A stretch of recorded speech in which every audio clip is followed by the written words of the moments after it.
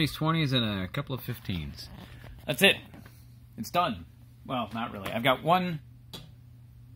two more circuits that I need to run here, but they are being moved from another panel that's way over there. They got to be moved around, rearranged, pulled back into this one. It'll be a pain in the ass, but it's going to be done. Otherwise, the space here is painted. I got some light over here. There we go. This is an awesome... I'll be talking about more about what this is later on. Things that I do.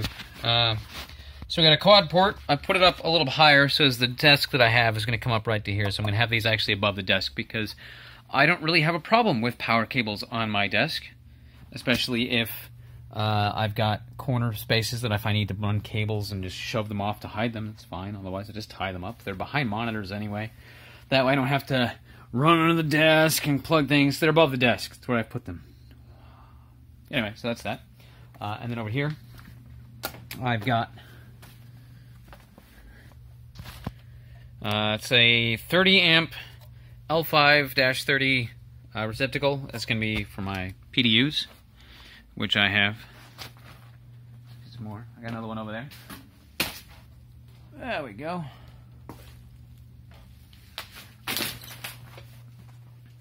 So this one plugs into this baby, and the other one goes into the server cabinet. As you can see, I was painting. That's V for victory. Otherwise, I got one more package of rock salt I need to install. Otherwise, it's done in the ceiling, which is pretty fun and awesome. And then I've got these whips are for the ceiling lights that will be installed next week when I get the grid in. And then I've got one more quad port over here. Same thing, up high to get it kind of out of the way. These are the light switches for the ceiling grid. Over the ceiling lights. That. And then I've got it's a 20 amp socket just in case you need it over here in this space. I'm eventually going to have like a workbench here. And this one is still open because this is a 20 amp and I'm going to have a rocker switch to actually turn that switch on and off for things like soldering irons or other devices that don't have an off switch per se. So yeah, I gotta rearrange this side of the room. Ceiling grid is gonna go in, like I said, next week.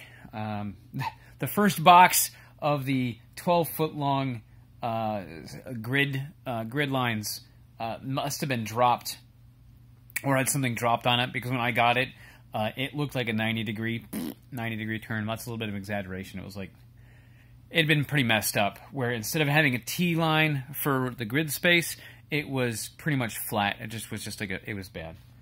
Anyway, so that's kind of where we're at. Power's installed. Circuits are on. The only thing that was remaining from the original is these sockets down here. It's a quad port and this dual port. And then I've got a dual port on this pole here.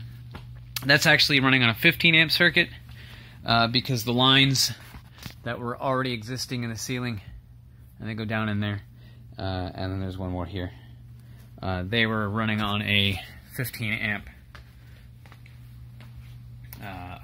lines, or lines rated for 15 amps, so we can't install anything larger than that. So at some point soon-ish, I will probably get a larger gauge wire and replace, that's a lot of light, replace this line here to this junction box and that one over to the panel and put a 20 amp, and then this one here as well. That one runs to this pole.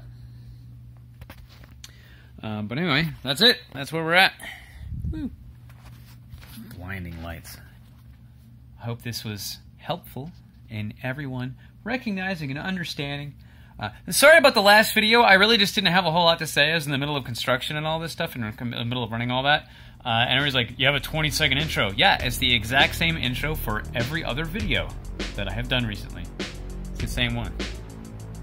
I don't get where the issue is. Oh, it's because I only did you know, 60 seconds of chit-chatting. Suddenly it's a big deal. Anyway, that's it. Catch you guys next time.